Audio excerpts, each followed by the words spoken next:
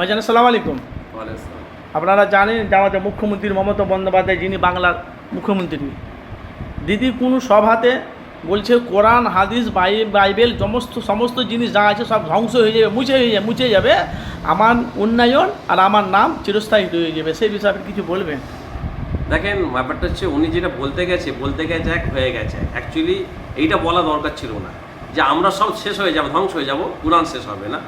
এটা উনি ফুল তার বিপরীত বলে ফেলেছে যে সব উন্নয়ন সব কিছু আমার রয়ে যাবে, কোরআন শেষ হয়ে যাবে।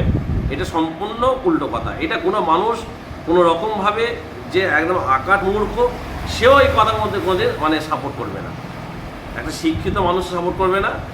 আমি আপনাদের এই চ্যানেলের মাধ্যমে ওনার কাছে আমি বার্তাটা পৌঁছাতে চাই।